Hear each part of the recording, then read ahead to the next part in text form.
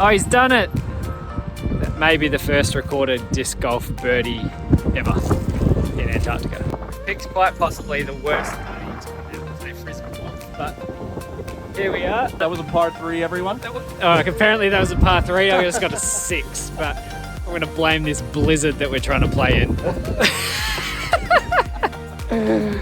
We've got discs going all over the place here. This might be the craziest game of disc golf ever played, and it doesn't quite go to plan. In this video, I'll explain how to play disc golf, how to get to the world's most exclusive disc golf course, and finally, I'll show you exactly what it's like to play around in Antarctica. Now, I don't play disc golf regularly, but I knew after reading these reviews of this course at Ross Island at McMurdo Station in Antarctica that I had to come out and play.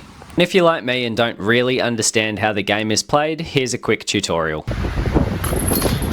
Disc golf is pretty much like regular golf, but with frisbee-like discs instead of clubs and balls. The game is usually played on a course with 9 or 18 holes, each with a tee area and a metal basket as a target. Players take turns throwing from the tee, then keep throwing from where the disc lands, aiming to get it in the basket in as few throws as possible. Just like in golf, the lower the score, the better. Each hole has a par, usually 3, 4 or 5, which is the number of throws it should take a skilled player to complete the hole. Courses can be set up almost anywhere, parks, forests, and yep, even in Antarctica. And that is exactly what you're about to see. Antarctica is a long way away from the rest of the world, so you might be asking yourself, why does this guy get to go and play the world's most isolated disc golf course? I'm Matty Jordan and I work part of the year at New Zealand's Antarctic Research Station, Scott Base. The disc golf course is at the United States McMurdo Station, the largest station on the continent. New Zealand's Scott Base and the US McMurdo Station are only 2 miles apart in Antarctica. It probably won't surprise you then to hear that we collaborate together on a daily basis. That's McMurdo there. That's not a pyramid.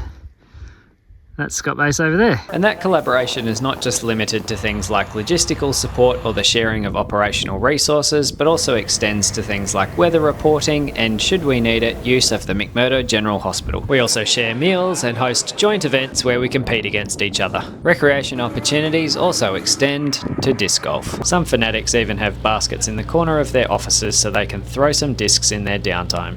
But before we start, how do you even get to the world's most exclusive and isolated disc golf course? The local directions say, from Christchurch, New Zealand, hop on a military flight down to the ice, McMurdo Station, Antarctica. So, let's do it. The process of flying to Antarctica looks a little different to your standard commercial flight.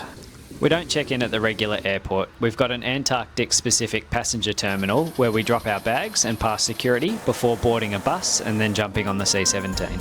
The flight to McMurdo Station from New Zealand takes about 5 hours, and it isn't long before you get your first glimpses of the research station, which indicates that it's nearly time to land.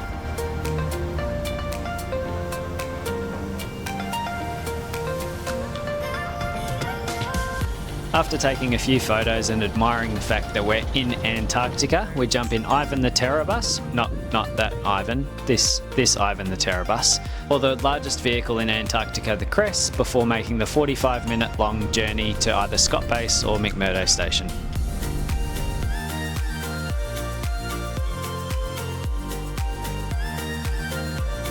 Scott Base is my stop, so I jump off at the green buildings while the van continues over the hill to McMurdo.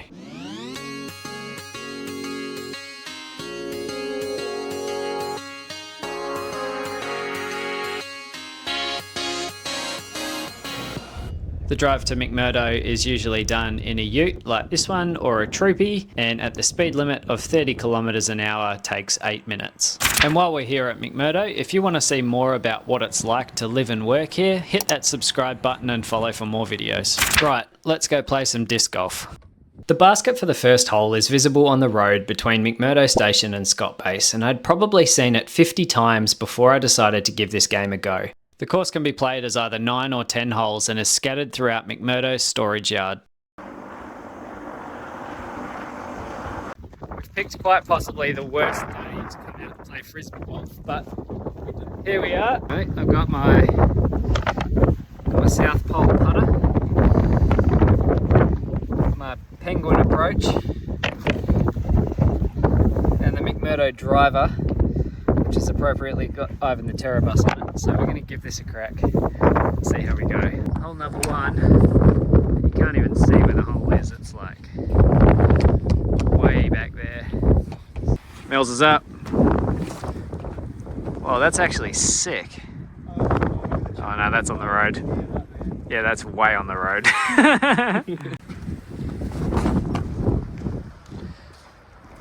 It's straight. Right, so my first one didn't go that well, but that's the first time I've thrown a frisbee in about 10 years. So, I'll climb up on this pile, and my frisbee's down here. So, I'm gonna grab that, and I guess we go again. Whoa! Okay, very less than ideal disc golfing weather. It's pretty much a blizzard coming in. But I'm 2 shots in and I can see the hole, so I'm just going to keep going. I say we're probably going to call this off for another day, but who knows.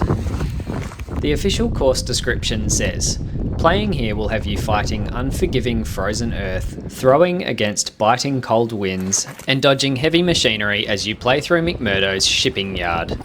We've done all that and more, and we haven't even finished hole 1. She is windy, alright. Okay, got the putter. That was a par 3, everyone. Apparently that was a par 3. I just got a 6, but I'm going to blame this blizzard that we're trying to play in. We've got discs going all over the place here. We've just finished hole 1. We've opted to skip hole 2, given the wind and the number of hazards in the way.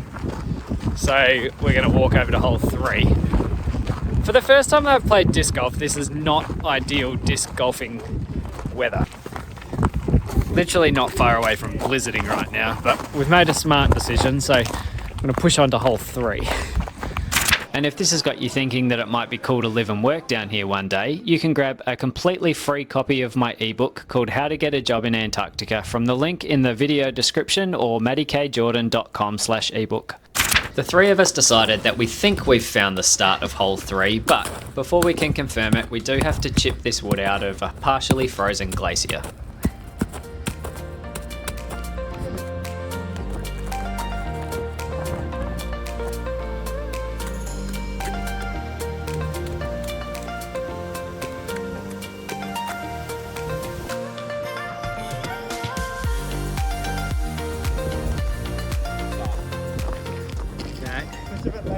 Well, there's the basket.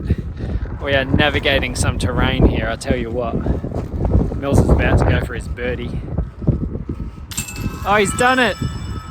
That may be the first recorded disc golf birdie ever in Antarctica.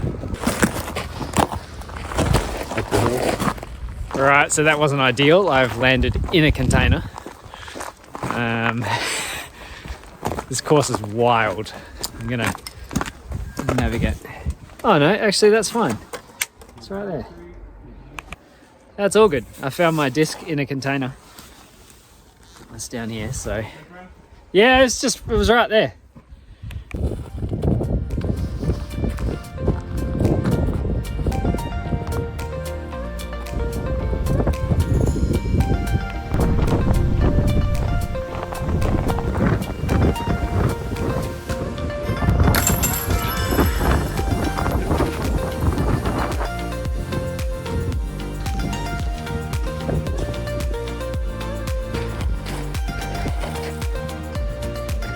And then suddenly, when we teed off for hole number 6, the wind picked up. We've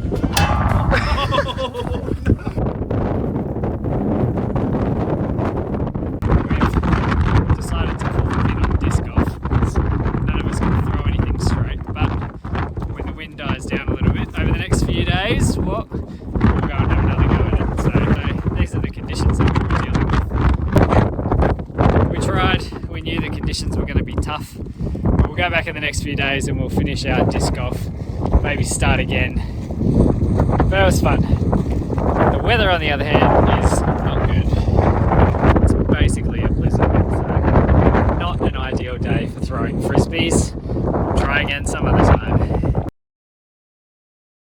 If you enjoyed this video, please subscribe to the channel. It really motivates me to make some more videos about what it's like to live and work down here. And while you're at it, don't forget to grab a free copy of my ebook about how to get a job in Antarctica, because one day this could be you.